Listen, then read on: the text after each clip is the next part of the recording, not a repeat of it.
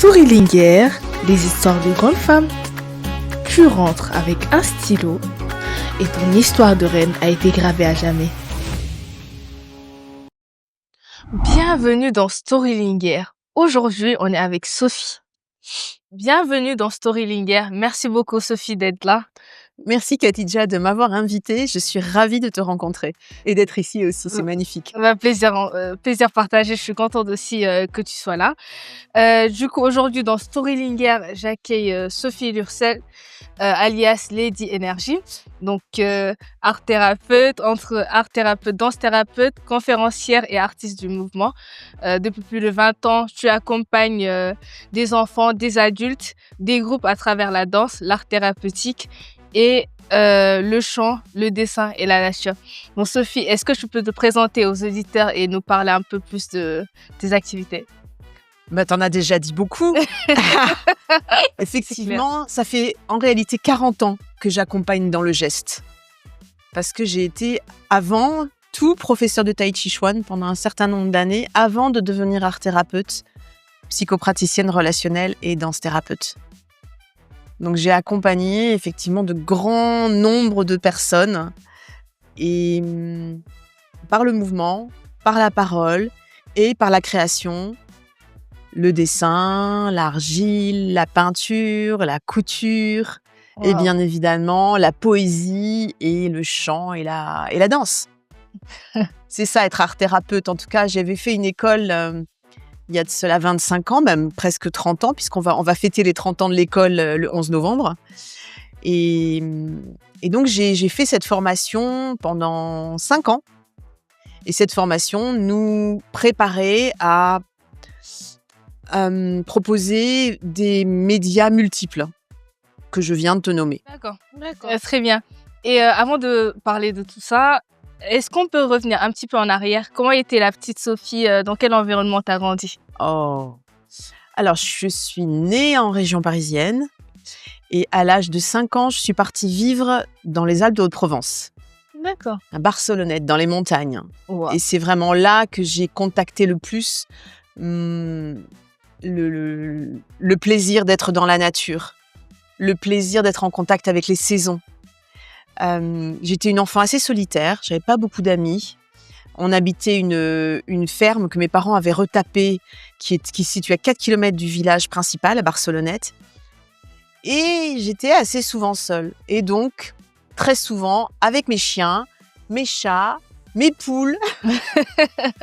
Et je partais dans la montagne, et il y avait vraiment mes 2 chiens, mon chat et des fois ma poule qui suivait en file indienne derrière moi. C'était très drôle.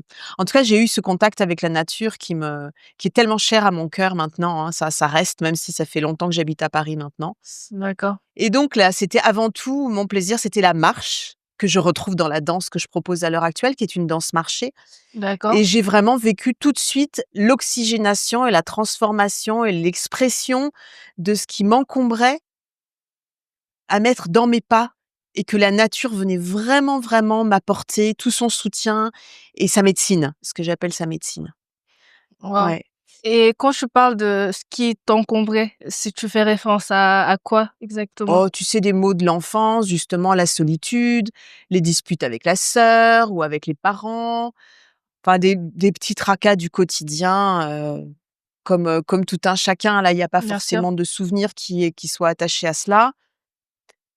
En tout cas, c'était cela et ce que j'aimais aussi, c'était écrire et dessiner sur les murs de ma chambre. Ah, Le dessin était déjà très présent parce que j'ai une mère qui est artiste, qui est d'accord. peintre et donc je suis fille de restaurateur, entre autres, hein. Ils ont eu des restaurants, j'ai travaillé avec eux dans la restauration et donc l'art, la culture de la musique a été déjà très, très présent et de la nourriture aussi, de savoir allier des saveurs, des couleurs. Donc toute la poésie qu'on retrouve aujourd'hui dans les rituels que je propose ont vraiment démarré à ce moment-là. Mmh. Et la danse ensuite, je me souviens d'avoir, souhaité faire des cours de danse et m'être ennuyée partout. Je faisais de la danse classique, c'était tellement pas pour moi parce que j'avais besoin d'une danse libre. J'avais un côté un peu sauvage comme ça, qui avait besoin de s'exprimer et je me souviens un jour, j'avais 6 ou 7 ans, on était dans un un club Méditerranée. euh, et il y avait, tu sais, une arène comme ça avec une scène et un endroit devant où on pouvait danser. D'accord. Et on était tous bien habillés un soir et il y a eu de la musique et je suis descendue toute seule dans l'arène et je me suis mise à danser. Je me souviens encore de la robe que j'avais, ça Waouh! tournoyait comme ça. Et à la fin de la danse, tout le monde s'est levé et m'a applaudi. Waouh! Et je pense que c'est la première fois où j'ai senti le pouvoir que pouvait avoir ma danse et l'impact aussi de mon mouvement sur les autres. Et que ça pouvait rendre les autres joyeux aussi. Bien sûr. Et en ce moment-là, tu avais quel âge à ce J'avais moment-là? 6 ou 7 ans, je crois. Waouh! Ouais, 6 ou 7 6 ans, ou 7 ans. Et je reste encore avec ce souvenir vraiment. Et ensuite, la danse, c'est un peu, un peu disparu parce que je trouvais pas d'endroit dans le village où j'habitais. Et c'est par le biais de mon père que je suis revenue au mouvement, parce que mon père, était un ancien karatéka en région parisienne et un d'accord. club de karaté s'est ouvert là où on habitait. Et il a souhaité reprendre les cours de karaté et je me suis dit: «Bah, moi, je vais faire quelque chose avec mon papa». Et Trop là, bien. j'ai découvert les katas. Les katas, tu sais, c'est des mouvements, c'est des combats contre des combattants imaginaires D'accord. et ça s'apparente déjà pas mal à la danse. Et Mmh. il y a des mouvements très précis, très structurés, aussi comme la danse que je propose maintenant. Et là, j'ai adoré. Mon père, lui, s'est arrêté et moi, je suis allée jusqu'à la ceinture noire quand même. Waouh! Donc, tu vois, j'ai fait du karaté, après on est parti aux États-Unis, j'ai fait du taekwondo, de l'apkido, des arts coréens et j'ai passé ma première dan de ceinture noire avec 24 heures de méditation. Mais ce qui me plaisait le plus, Bravo. c'était les katas. C'était ce qu'on appelle kata ici, forms en anglais, c'est-à-dire ces mouvements qui sont en fait contre un combattant imaginaire qui s'apparente à la danse. Waouh! Et j'ai adoré ça. Et vraiment, c'est ce que je retrouve aujourd'hui dans la danse que je propose aussi. Donc finalement, on peut dire que tu es plutôt multicasquette entre le sport, tu as su Ah faire une oui, liaison ah entre le oui, sport et bah, l'art de la danse, tout oui. simplement. Je suis vraiment multicasquette parce que fille de restaurateur, ayant travaillé dans la restauration, j'ai travaillé dans tellement d'endroits différents. Après, j'ai été professeure de tai chi chuan, j'ai été professeure d'anglais. Mmh. Euh, et puis, voilà, bah, peut-être que je vais devancer ce que tu allais me demander, donc je m'arrête un peu là. Non, Je te laisse me poser des questions parce que il y a pas de moi, je suis souci, ça passionnée, donc je parle. non, non, non, moi je suis là pour t'écouter, OK, tu dis ce que tu veux quand tu veux, d'accord, je vais m'adapter, il y a pas d'accord. de souci, il y a pas de limite, Et donc j'ai accompagné, oui, des petits, des grands en art-thérapie, en psychothérapie, même des enfants qui n'étaient pas encore nés parce qu'il y avait des femmes qui venaient et qui ne savaient pas encore elles-mêmes qu'elles avaient envie d'avoir un enfant et qui finissaient par avoir un enfant. Donc j'ai été grand-mère plusieurs fois parce qu'après les femmes revenaient et me mettaient les enfants dans les bras, bien évidemment. oh waouh! Donc c'était des moments hyper, touchants et je crois que le moment le plus touchant que j'ai eu, parce que je suis aussi, j'ai un côté chaman aussi, je fais du tambour chamanique. Aujourd'hui, Ça veut dire? j'accompagne au djembé, hein, les D'accord, gens que je fais danser, mais j'ai aussi un tambour chamanique avec lequel je bats la pulsation du cœur, hein. Et j'accompagne des gens dans la danse aussi, là, c'est une danse plus libre avec mon tambour chamanique et la voix et le chant. Je d'accord. leur parle et je chante aussi. Et un jour, une de mes anciennes patientes m'appelle, c'était au moment du Covid et elle avait déménagé en Suisse suite à notre, travail toutes les 2. Elle s'était mariée et elle me dit: «Je suis enceinte, mon père est malade en France, je ne peux pas aller le voir et mon enfant ne bouge plus» Aïe, et son aïe, père était aïe. en train de mourir. Ah ça Et j'ai pris mon tambour et j'ai commencé à chanter et j'ai raconté à cet enfant toute l'histoire de sa mère, de son grand-père. Et à un moment, elle m'a dit, et je la voyais pas, hein, c'était au téléphone tout ça, on n'était même pas en visio, hein. Elle m'a dit: «Ah, ça y est, il a bougé». waouh! Donc là, tu Ah vois, c'est je incroyable pense ça. que c'est la séance qui a j'en aurai des séances à raconter, probablement que je pourrais écrire un livre à ce sujet-là, mais celle-ci, c'est le moment où j'ai vraiment senti le plus que la pulsation du cœur, du battement, du tambour, nous relie tous et ramener à la vie là où il y a vraiment là où ça vient à manquer. C'était incroyable. C'était vraiment un de mes plus Mmh. beaux souvenirs. Mais totalement, c'est très beau ce que Ouais, tu dis ouais. et c'est incroyable justement. J'aurais jamais pensé qu'il y aurait une aussi grande force, dans le dans cet art, en fait. Oui. Magnifique. Et donc, en parlant de parents, donc effectivement, tu accompagnes les relations parents-enfants pour créer un lien ou rétablir la communication à travers le jeu, la danse aussi ou la créativité. Ça se passe comment, ce genre de séance? Alors c'est effectivement partie, ça fait effectivement partie aussi de mon accompagnement. Et là, je reçois les parents et les enfants à partir de 6 ans. Mais des fois, il y en a qui sont capables de commencer plus tôt. Et je leur propose ce que j'appelle un rituel, c'est-à-dire une histoire qui a un début et une fin et qui est comme un voyage du héros ou de l'héroïne à travers lesquels je vais les accompagner. Là, c'est sur la pulsation du djembé. D'accord. Parce que la pulsation du djembé, c'est vraiment le battement universel qui nous relie tous, quelle que soit la couleur de notre peau, notre religion, qu'on soit un homme, une femme et quel que soit notre âge. On est tous reliés par le cœur qui bat. C'est vrai. Et donc, j'entraîne ces enfants et leurs parents dans cette histoire qui leur fait vivre des challenges, des embûches, des difficultés, mais qui, au final, les amène tous vers la réussite. Et étant donné que le corps n'a pas la notion du vrai et du faux, le corps, dans ses cellules, intègre que la réussite est possible. Et ça, c'est ce que j'apporte effectivement dans les groupes enfants-parents, mais c'est aussi ce que j'apporte dans tous les groupes où je passe. Partout où je passe, c'est ce processus que je propose. Et j'invente une histoire contée pour chaque événement. Wow. En fonction du besoin. Donc là, c'était la relation parent-enfant. Je me souviens, j'avais inventé l'histoire d'un petit oiseau. D'accord. Qui était basée sur l'histoire qu'un chaman m'avait raconté au Canada. Un jour, j'étais partie faire un voyage initiatique. Et le chaman nous avait raconté cette histoire de petit oiseau qui veut traverser un lac et qui ne sait pas comment faire. Et finalement, il y arrive, mais il se fait mal à l'aile. Et donc, moi, j'avais brodé sur cette histoire. Effectivement, ce petit oiseau, il veut traverser le lac, il a peur, il y va, il revient. Il finit par demander à un aigle, parce que c'est ça aussi, ces histoires, c'est le lien social. Ouais. C'est tous reliés et on sait se soutenir les uns les autres. Et c'est le village, ce qu'on appelle le village, qui vient en soutien aussi de l'individu.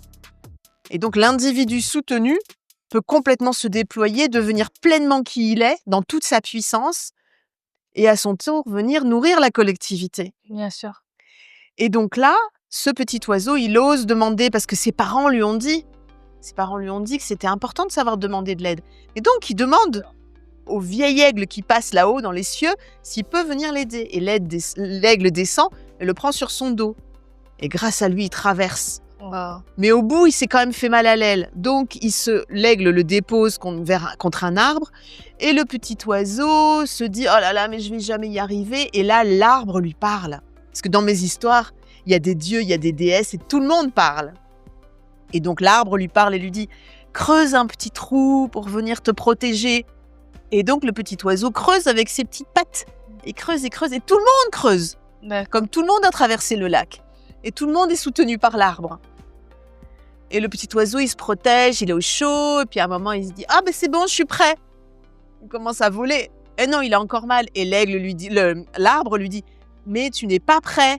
Creuse encore ». Donc là, tu vois, on est et avec la force et avec la vulnérabilité. Et dans cette danse, on est toujours avec les polarités, les alternances. Quand on voit la puissance, on voit aussi la vulnérabilité. Parce qu'en fait, sans notre vulnérabilité, on va directement au burn-out. On est là, on est fort. Hein, là, il faut contrebalancer les deux. C'est ça, contrebalancer, t'as tout compris. Et donc, le petit oiseau, il touche sa vulnérabilité. Et c'est parce qu'il touche sa vulnérabilité qu'il devient vraiment puissant. Et ensuite, il revient au village. C'est devenu un bel oiseau, tu vois. Il a retrouvé toute sa force. Et donc, j'ai emmené les enfants et les parents sur cette histoire. Autant te dire qu'il y avait même des ados ce jour-là. C'est que les adolescents ont parfois un peu plus de mal à être dans leur corps. Mais la puissance de ces rituels, c'est vu qu'on est tous ensemble sur la pulsation, on est tous, et qu'il y a l'histoire, on est tous entraînés, embarqués dans l'histoire. Et même les plus réticents, ils oublient qu'ils ont peur d'être vus, parce qu'on est nombreux aussi. Et plus on est nombreux, mieux c'est, parce qu'on a moins peur du regard extérieur. Exactement. Et donc, tout le monde est entraîné et c'est hyper joyeux. C'est pour ça que je fais souvent les brise-glaces, tu vois, des grands événements, D'accord.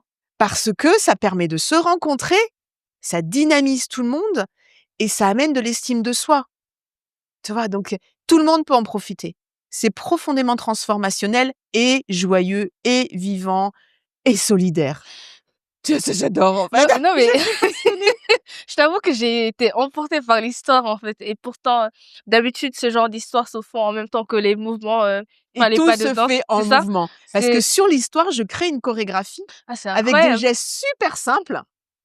Et donc, les gens sont dans des gestes très structurés. On va bêcher, on va remonter de Mmh, l'eau du puits. Tu vois, ça ramène vraiment, cette danse, ça s'appelle l'expression primitive. d'accord. Elle a été créée par un homme qui s'appelait, parce qu'il est décédé cette année, Ernst Duplan. Mmh. Il m'a été transmis par une enseignante qui s'appelle France Schott-Bindman, Mmh. une autre qui s'appelle Cécile Lassalle, une autre qui s'appelle Myriam Braché.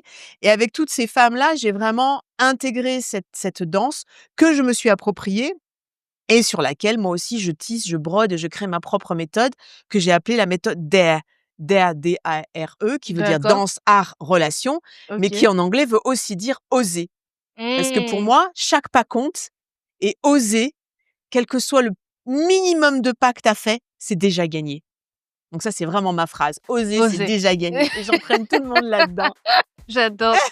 Oser l'audace d'être soi, pleinement, et oser, c'est déjà gagné. Et donc vraiment, tu vois, je remercie toutes mes enseignantes et aussi mon joueur de djembé préféré, Henri Samba, qui nous a quittés il y a 1 mois seulement. Tu vois, Ouais. on l'a célébré la semaine dernière. Et ils m'ont vraiment transmis la pulsation, ils m'ont transmis énormément de choses. Et j'ai eu beaucoup d'enseignants qui m'ont vraiment formée au chamanisme aussi. Aujourd'hui, tu vois, c'est comme si la vie est un puzzle. Et toutes les pièces du puzzle sont en train de se remettre ensemble et de faire qui je suis aujourd'hui avec la puissance et la fragilité aussi qui est en moi parce que je suis aussi hyper sensible et que c'est pas toujours simple parce que ça fait que je suis hyper connectée, que je reçois des messages. Tu vois, par exemple, là, le 11 novembre, je vais intervenir pour les 30 ans de mon école, du mouvement d'art thérapeute. D'accord. Et l'autre jour, je me suis réveillée, j'étais chez mon chéri et d'un seul coup, j'ai eu un message. Tu vas écrire cette histoire comme ci, comme ça. Mmh. Et donc, j'ai créé l'histoire de l'enfant et du léopard. Et je me suis réveillée. Tchouk, tchouk, tchouk, tchouk, tchouk, tchouk. J'ai écrit. Et elle est prête là. Je l'ai finie tout à l'heure juste avant de venir te voir. Et je vais la proposer d'abord dans mon groupe Toastmasters. C'est un groupe de conférenciers auquel j'appartiens. Jeudi soir, je vais leur conter l'histoire. D'accord. Et le mardi d'après, le 11 novembre, là, je vais faire danser sur cette histoire. J'ai hâte, Bah, bien tu sûr, vois.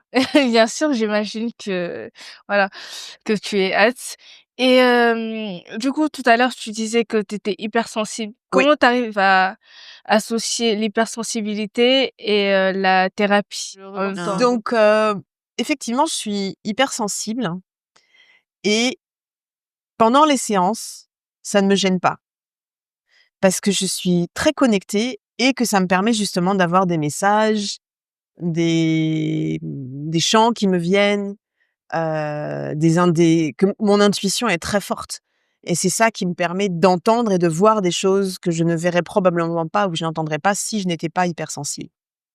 À l'extérieur, c'est autre chose.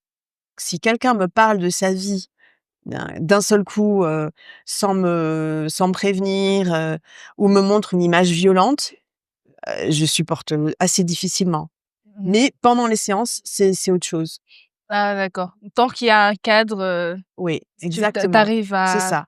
Il y a mon cadre qui me protège. Si en dehors, je n'ai pas mon cadre qui me protège, donc là, ce que je fais, heureusement, c'est que je mets des limites. Mais pour ça, voilà, d'abord, il va y avoir quelque chose qui va se passer et là, je dis: «Attends, là, je suis pas prête. Est-ce qu'on peut se parler plus tard?» Tu vois? Heureusement, j'ai appris à dire non, j'ai appris à donner mes limites, j'ai appris à me respecter surtout. mmh, Parce que étant donné que je suis thérapeute, souvent les gens pensent que je suis une oreille, tu vois? Et j'ai moi facilement la propension à offrir mon oreille. Sauf que, bah, c'est fatigant au bout d'un moment. bien sûr. Donc au fur et à mesure, j'ai vraiment appris à choisir les gens avec qui il y avait un vrai échange aussi, tu vois? C'est-à-dire, heu, tu m'écoutes, mais je t'écoute et ça s'appelle l'amitié. C'est exactement Et ça. puis sinon, par rapport mais Mmh. c'est vrai que je me protège, par exemple, de ce qui peut se passer dans le monde. J'ai besoin de je regarde pas la télé 24/24 ou j'écoute pas les infos, 24/24, loin de là, parce que sinon ça m'atteint et je pars du principe que ma façon de, d'agir pour la beauté du monde, c'est ma danse et c'est moi. Donc avant tout, l'important, c'est que moi, je continue de travailler sur moi, que je sois vraiment en introspection et que je devienne, quoi, que je m'améliore au quotidien, ça, c'est vraiment important et que j'apporte aussi par le biais de la danse une amélioration pour ceux qui le souhaitent. Donc ça, c'est ma part dans le monde, si tu veux et ça me fait penser, je sais pas si tu avais vu ce film, qui s'appelle Timbuktu? Non, Qui avait pris il avait eu le prix, un prix, je sais plus lequel. d'accord. Mais il avait eu un prix et à un moment, il y a les djihadistes qui rentrent dans la mosquée et il y a l'imam qui est là, un homme magnifique et qui dit aux djihadistes, «Le djihad, c'est à l'intérieur qu'on le fait». Je m'étais dit: «Mais c'est tellement ça» et moi, c'est ça que je fais. Alors après, je suis pas en guerre avec moi tout le temps non plus, Mmh, tu vois? Il s'agit pas d'être en guerre, bien sûr. mais d'accueillir, d'écouter, de voyager avec mes émotions, d'essayer de les modifier, d'essayer de leur donner un cadre. Parce que sinon, vu mon hypersensibilité, moi, je peux être très vite envahie par mes émotions et donc c'est à nouveau aller marcher, respirer, danser, dessiner, voir mes amis. Voilà et mon hypersensibilité, c'est grâce à elle aussi si je suis capable de créer les contes, tu vois, qui me viennent et puis aussi d'entraîner le monde entier, c'est ça que c'est mon souhait, d'entraîner le monde entier à danser, tu vois? Je te le souhaite aussi et tu en es totalement capable. Et en fait, tu sais, moi aussi, je suis un petit peu hypersensible. Après, je sais pas si je le suis vraiment, mais par exemple, j'évite aussi, de regarder tout le temps les infos parce que tout de suite, j'arrive pas à capter cette énergie négative, en fait. Donc voilà, je peux totalement comprendre ce que tu dis et tant que tu arrives à le cadrer, tu peux bien le vivre, en fait et ça il suffit de savoir comment le gérer et puis voilà. Voilà, c'est ça. En général, c'est à peu près ça. Et du coup, tu accompagnes, des parents qui sont en deuil aussi Alors et ça m'est arrivé d'accord, d'accompagner. C'est vrai que le deuil, c'est quelque chose que j'accompagne assez bien parce que moi-même, hein, je suis veuve depuis 15 ans. J'ai, perdu mon mari, qui est décédé dans mes bras, en pleine nuit, d'un arrêt cardiaque, sans prévenir et je pense que je suis, ce qu'on appelle une passeuse. C'est-à-dire OK. que je suis à même d'aider les gens, soit à passer dans l'autre monde, soit à parler avec eux aussi, soit, à accompagner les endeuillés. J'ai vraiment, j'ai cette sensibilité-là qui me permet de comprendre et de trouver les bons outils Mmh. pour qu'ils se non pas qu'ils oublient, parce que quand on a perdu quelqu'un qu'on aime, il est hors de question d'oublier. Faire son deuil, c'est une phrase, avec laquelle je suis pas très copine. Ou alors si c'est faire son deuil, c'est je recommence à vivre. Mais en tout cas, il s'agit pas d'oublier. Pour moi, ceux qui sont décédés, ils sont juste à l'étage du dessus. Et régulièrement, je demande de l'aide, à feu mon mari, mon père est décédé il y a 2 ans, je peux lui parler aussi. Mon professeur de djembé Henri Samba, qui était une merveille, qui m'a donné tellement d'amour depuis 1 an et demi, c'est lui qui m'a accompagnée la première fois que je suis montée sur scène et qui est décédé il y a 1 mois, mais je lui parle, il est là quoi, il est là. Mmh. Il est là et je suis sûre qu'il m'accompagne et c'est aussi m'aider moi à accompagner les gens qui sont endeuillés. D'accord et quand tu dis que tu parles à ton papa, à ton mari, à ton professeur, c'est, sous quelle forme de discussion? Ça se passe comment? À l'intérieur de moi ou des fois je parle à voix haute. Par exemple, je demande de l'aide, là aujourd'hui, tu vois, vu comme c'était Mmh. parti, j'aurais pu arriver une demi-heure en retard. Mais est-ce que c'est une forme de prière? Est-ce que tu vois? Est-ce que je me sens pas religieuse, tu vois? Mais c'est plus de la spiritualité que de la religion, mais je me sens de plus en plus connectée à tout plein de choses. Comme je te disais, depuis toute petite, je me sens connectée à la nature déjà, aux animaux, puisque au début, vraiment les seuls êtres qui avaient accès à mon cœur, c'était les animaux, et de plus en plus aux humains. Parce qu'au début, j'aimais pas les humains. J'aimais pas du tout les humains, parce que je les trouvais abusifs. Je trouvais qu'ils ne respectaient pas la nature. Tu vois, je les voyais arriver dans les champs à côté de ma maison, laisser leurs ordures. Je supportais pas ça. Et j'avais, oui, je me sentais pas protégée, je me sentais pas reliée aux humains. Et plus ça va, plus je me rends compte qu'il y a plein de gens qui me ressemblent et qui ont envie d'œuvrer aussi. Et puis il y a plein de gens qui sont prêts aussi à ouvrir leur cœur. Donc, et tu vois, tout ça, c'est mon hypersensibilité aussi. Oui, je comprends. Et tu disais que ton mari était décédé, devant toi avec un arrêt cardiaque Ben, en et fait, on était dans le lit, hein, il était 4 heures du mmh, matin et j'ai cru qu'il était en train de ronfler. J'avais mes boules qui ess et il ronflait très fort. mmh, Et en réalité, il était en train d'expirer. Et donc, je me suis réveillée, j'ai juste eu le temps de faire le tour du lit, de le prendre dans mes bras et de capter son dernier regard, en fait. Donc, ça a été un moment vraiment difficile. Mon fils avait 11 ans à l'époque, on habitait en Bourgogne. Et donc, mais quand même 2 jours plus tard, tu vois, j'ai recommencé à voir mes patients. Et 2 semaines plus tard, j'étais retournée au travail. Vraiment, je revoyais tout le monde. C'est une période très particulière de ma vie parce que j'avais l'impression d'être un ange en même temps. C'était très bizarre. Quand il a été incinéré, je l'ai accompagné au tambour, justement. Je suis allée dans la salle d'incinération, tu vois. Donc, j'ai vu la porte de l'incinérateur se fermer. J'ai battu le tambour. Et, et le jour de la cérémonie, j'ai chanté. Mes neveux ont joué de la guitare, de la clarinette. C'était un très, très beau moment. Et pendant un certain temps, je me suis sentie...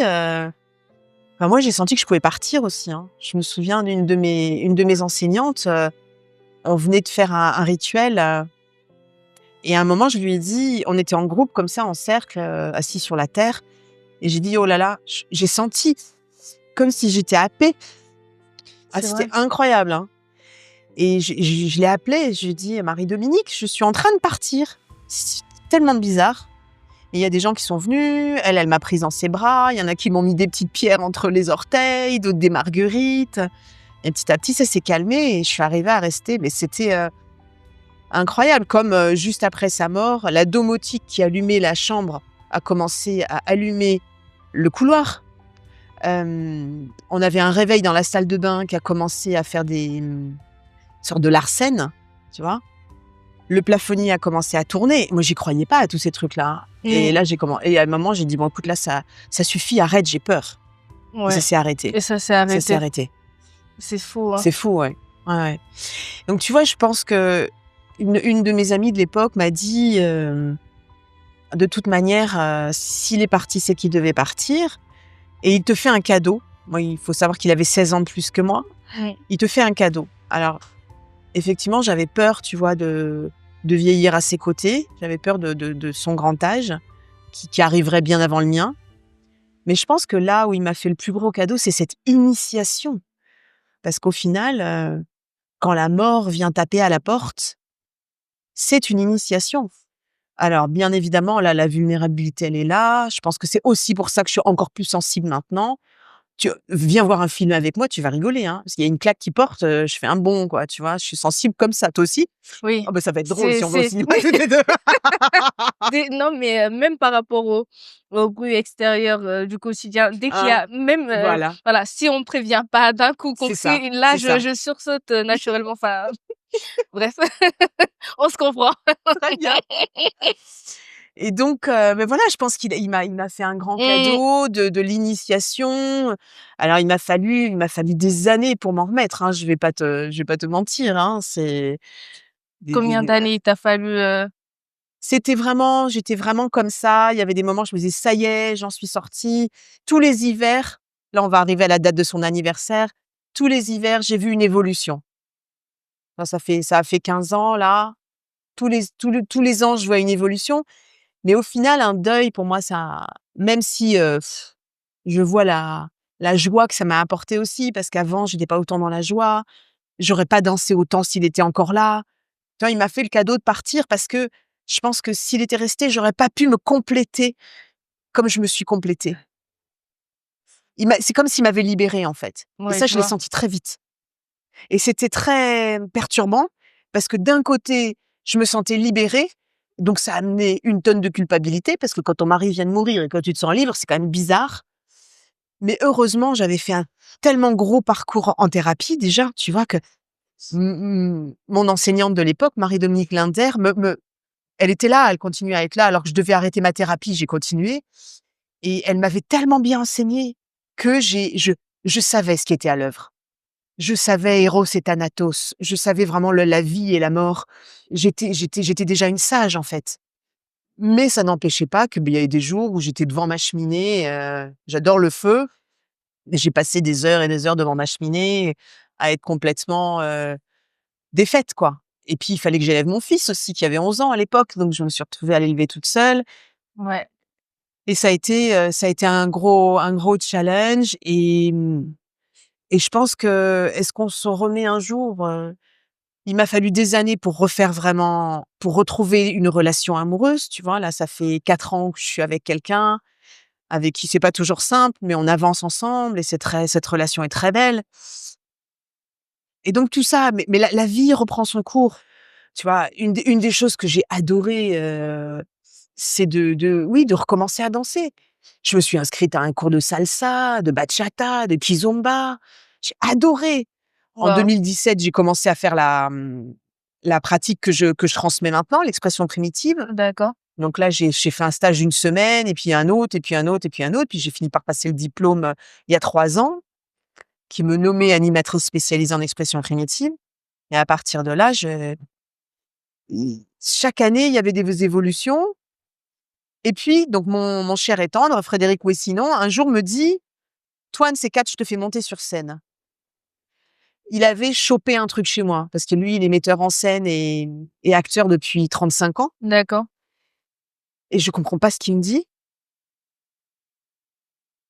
Et un jour, il me dit: «Bah tiens, voilà, il y a une journée pour les orateurs sur la prise de parole en public, inscris-toi. Envoie une bulle». Ah bon? Ça va plaire, j'en suis sûre. C'est la journée anti-blabla par Gilles Durouchou. Je suis sûre qu'il va adorer. C'est tellement exceptionnel ce que tu proposes, c'est tellement hors les normes, dynamisant, joyeux. Il va aimer. Je traîne la patte jusqu'au dernier jour. Mmh. Et le dernier jour, je lui dis: «C'est le dernier jour». Il me dit: «Va faire une bulle». Je monte dans mon bureau, en 2 temps 3 mouvements, je fais une bulle, j'envoie et je suis prise. Waouh. Je demande à Henri Samba, mon professeur de djembé, s'il veut bien m'accompagner et il me dit oui. Ce monsieur a 78 ans à l'époque. Il y voit à peine, mais c'est un homme incroyable qui a été le joueur de djembé d'Ernst Duplan, donc le fondateur de la pratique. D'accord. Et il me dit: «Oui, je viens». Et donc on monte sur scène, 14 heures, après le déjeuner, tout le monde en général dort, tu vois? Oui. Et là, je revenais de Polynésie. J'avais ramené, comme je dis, un dieu dans ma poche qui s'appelle le dieu Ta'aroa, qui est le dieu créateur de toutes choses, et j'interviens sur le thème de l'estime de soi. Henri est sur scène, Frédéric l'a accompagné sur scène. Pa pa pam, pa pa pam. La pulsation du djembé résonne dans toute la salle. Je monte sur scène en dansant. Je dis à tout le monde: «Levez-vous!» Mmh. Tout le monde se lève. Et là, je les entraîne dans l'histoire du dieu Ta'aroa, qui est le dieu créateur de toutes choses, le dieu polynésien, qui sort de ce qui fait exploser sa coquille, qui Mmh. recrée le monde à son image.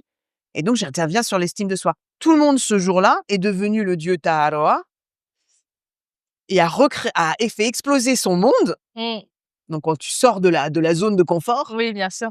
pour recréer son monde à son image. Tu vois un peu la puissance du truc.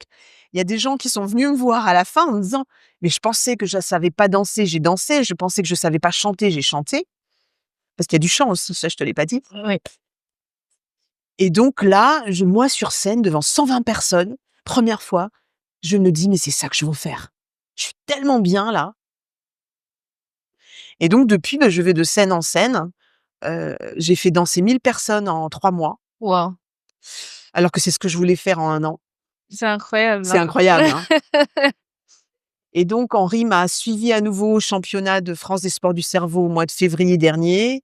Et puis malheureusement, malheureusement, je pense que quand les morts sont là-haut, de toute manière, ils sont encore plus puissants. Donc, de toute manière, il va continuer de m'accompagner, tout au long de ma vie, ça c'est sûr. Ah bah, c'est très beau et comment on peut faire, pour intégrer cet art, en fait, ce groupe justement? Parce que, il m'a l'air, super, restreint, non? Alors non, c'est pas restreint. En fait, moi, je vais là où on m'appelle. D'accord, Il y a des professeurs d'expression primitive en France, en Suisse, en Belgique, il y en a dans pas mal d'endroits du monde. Après moi, je suis la seule à l'heure actuelle à intervenir dans le monde de la conférence et à proposer des brise-glaces dans les séminaires et pour les DRH, pour tous les événements et également à rentrer en entreprise. d'accord. Là, bientôt, je vais intervenir dans une école de commerce aussi. Pour aider les uns non, dans une école de commerce et aussi dans une école d'ingénieurs.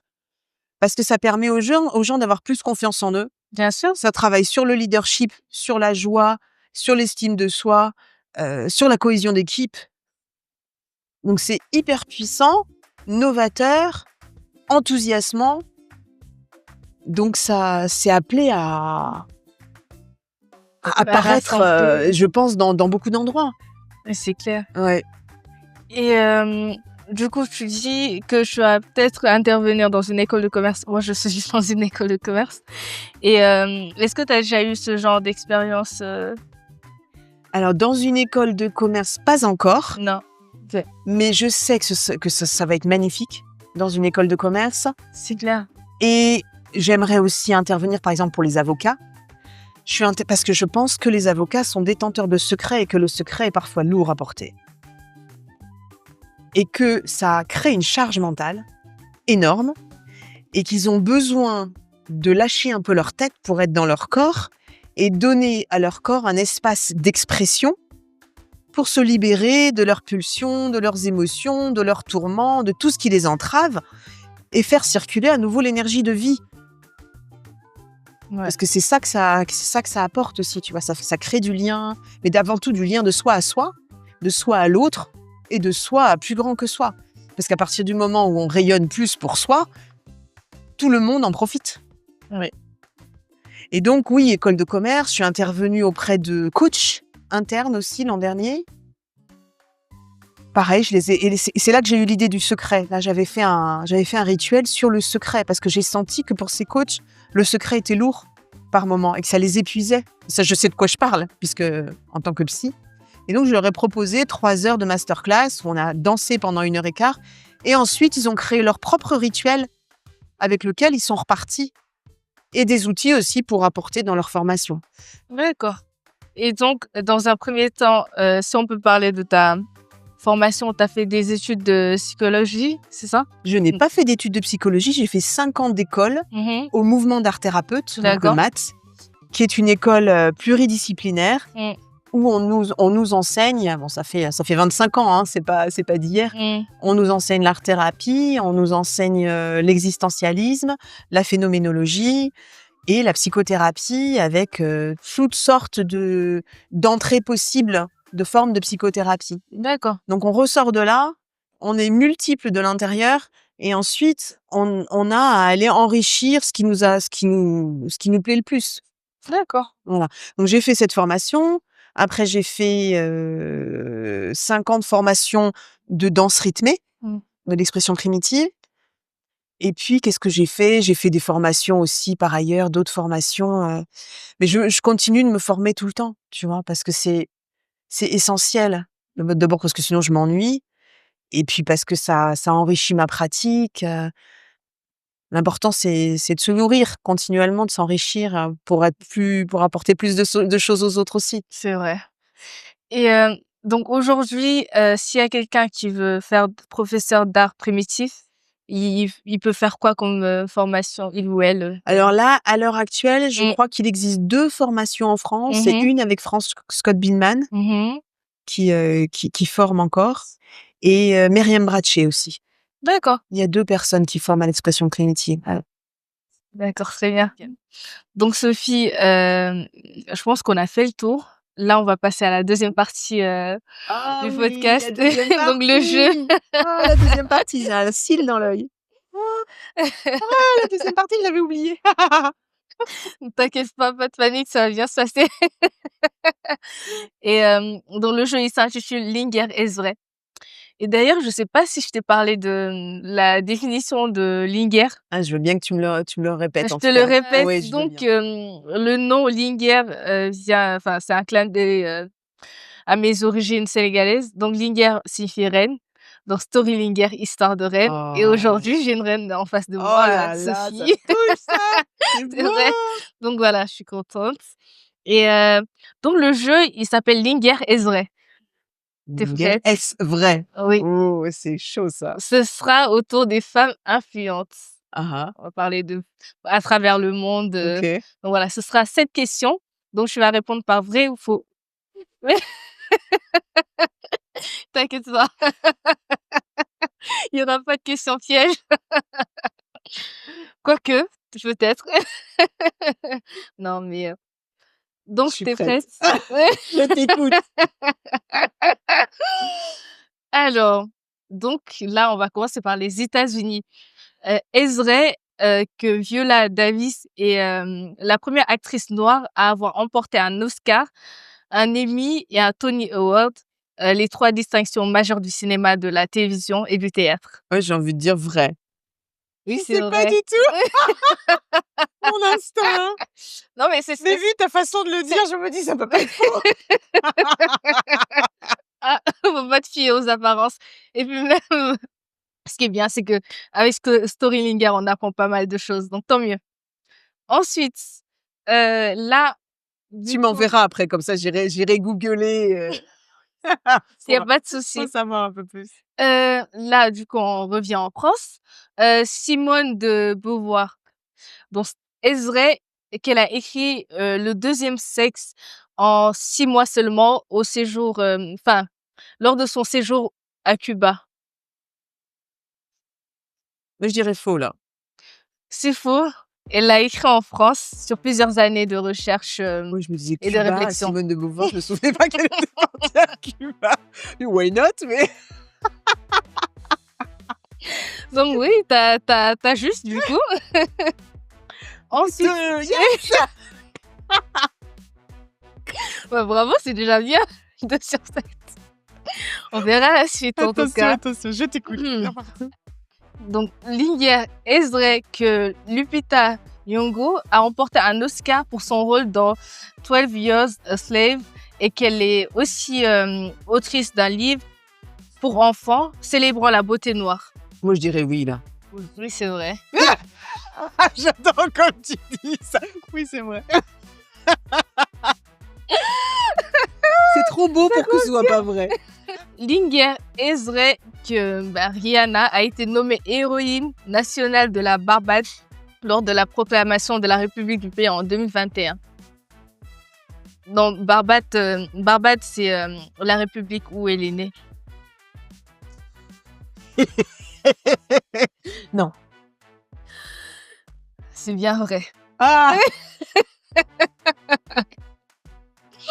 Linger, Voilà. est-ce vrai que Malala Yousafzai au Pakistan a reçu le prix Nobel de la paix à 17 ans, devenant la plus jeune lauréate de l'histoire? Oh, j'ai envie de dire oui là. C'est vrai.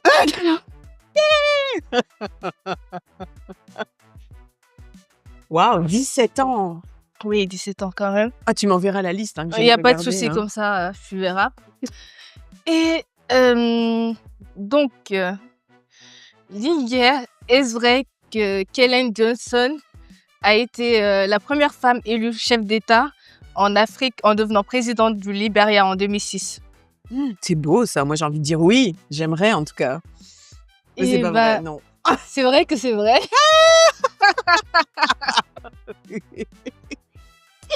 Allez, encore une. La dernière question. Je les compte. Linga Ezrek Ya Asantewa, reine Ashanti, a dirigé une armée contre les forces coloniales britanniques au début du XXe siècle. Reine Ashanti. Ouais, Waouh. Ouais, j'ai envie de dire oui. écoute, c'est vrai. Oh, Bravo. j'ai combien bon? Bah, J'ai t'as réussi. combien bon des françaises? Bah, t'en as faussé qu'un seul, je Je crois. crois qu'il y en a un seul où j'ai. Oui. Oui, Ouais, parce c'est bien. que. Ouais. Bah, écoute, La reine Ashanti, rien que ça, c'est. Waouh. ah, c'est très beau, hein. Ça me donne une idée. Alors Elle a ouais. dirigé une armée contre les forces coloniales britanniques En au XXe 2020, siècle. tu me dis? Au XXe siècle. Donc, 2020. voilà, ça t'a appris plein de choses avec Magnifique. Ah Storylinger. oui, je veux en savoir plus. Ah, c'est chouette ton jeu. Bah, super. Écoute, du coup, on va passer à la dernière partie, la conclusion, le mot de la fin. Est-ce que tu as quelque chose à rajouter, un message à transmettre aux plus jeunes, aux moins jeunes? Mais j'aime bien ma phrase oser, c'est déjà gagné. Ça résume déjà tout. Et c'est très beau. Parce que chaque pas compte. Ose, vas-y, bouge. Ose espérer, ose rêver, ose gagner aussi, parce que c'est pas si simple que ça. Quand on est habitué à perdre, oser gagner, c'est un vrai challenge. Parce que c'est sortir complètement de ce qu'on connaît. Mmh. Et des fois, ça veut dire ne pas être loyal à ses parents, à ses ancêtres, et c'est pas si simple. Il y a vraiment quelque chose à décider. Aujourd'hui, moi, je vais gagner. Ouais, Et pour ça, chaque pas compte. Donc, c'est à vrai. chaque fois, tous les matins, c'est oser, c'est déjà gagné. Qu'est-ce que j'ai osé aujourd'hui? Et c'est pas forcé de faire des choses parfaites. C'est oser aussi l'imperfection. Ça, c'est pas si simple aussi. Oser ne pas être parfait, tu vois. Comme on a fait aujourd'hui, on a bien rigolé. Oui. Ça a C'est été important. naturel. Mais voilà, Et ça marche, en fait, c'est ça qui finalement. marche. Et c'est vraiment la sincérité, l'authenticité, comme on dit à l'heure actuelle. Et puis, vraiment, oser l'audace d'être soi. Et à chaque instant de la vie. Bah, écoute. C'était bon, hein? Non, ça m'a fait hyper plaisir de t'avoir et on a passé un bon moment. Ah oui. Et avant de quitter, j'ai un petit truc pour toi. Ah. Ah oui. Il va falloir que j'aille le chercher. Moi, j'ai une petite idée aussi. Ah oui? Ouais. Tu penses c'est quoi? Bah, étant donné qu'on est filmé, ça pourrait être marrant Mhm. de ressortir au soleil toutes les deux et que je te fasse faire 1 ou 2 mouvements. Ah, je veux bien. Je veux bien. Je suis totalement partante. OK. Je suis totalement On va faire partante. ça, planter des graines de la réussite Mhm. pour le monde entier, pour tous les gens qu'on aime et C'est les très autres. beau. Hein. Allez, je suis partante. Et là, hop, on les jette Mhm. pour qu'elles partent avec le vent, avec la pluie et que tout le monde puisse en profiter. Je Les suis graines partante. de l'amour, on peut dire ça? Ah bah super. C'est Les bien graines de ça. l'amour. Allez, on va planter des graines de l'amour Et ensemble. du coup, On va faire. je suis très nulle en Donc, danse. on va faire, regarde, on va faire. D'abord, tu marches, Mhm. tout simple. 1, 2, 3, 4, c'est tout. Nanana. Puis après, on va faire. Océ, océ, océ, ah. Hey ya, hey ya. Océ, océ, océ, ah. Hey ya, hey ya. Océ, océ, océ, ah. Hey ya, hey ya. Océ, océ, océ, ah. Hey ya, hey ya. Stop. You. Bravo, merci. Merci à toi. Merci à toi. Du coup, Sophie, j'ai un petit truc pour toi. Wow. Attends, à 3, je le... J'adore J'ai peur. 3, 2, 1. Je peux regarder? Non, attends. Ouais, c'est bon. Tada! Mais non. Ouais, Ah, ça c'est me un touche. porte-clés. Et je l'ai pris à Dakar. En plus, ça a été fait main. Donc voilà. Ah, mais tu peux pas t'imaginer comme ça me touche. J'espère que je suis contente. Wow. Et franchement, lorsque je l'ai acheté, je pensais pas que ça allait tomber sur toi. Et Il parce vient que- de Dakar en plus. Oui. il vient de Dakar. Et tu l'as Dans acheté un marché. Je l'ai acheté cet été. Je l'ai acheté Ah oui, cet donc été tu parce savais que j'étais pas en du tout vacances. qu'on Pas allait du se tout. rencontrer. Pas du tout. Et je pense que voilà. Mais je suis touchée, mais tu peux même pas t'imaginer. En tout cas, merci. D'abord, j'adore les cadeaux. C'est vrai. Ah oui.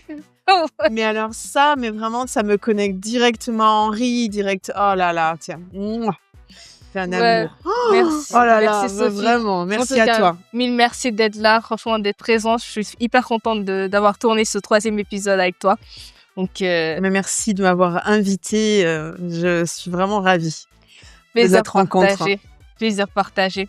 Merci à vous. Merci très chers auditeurs d'avoir suivi cet épisode. On se dit à bientôt pour un autre épisode de Storylinger. Bonne journée.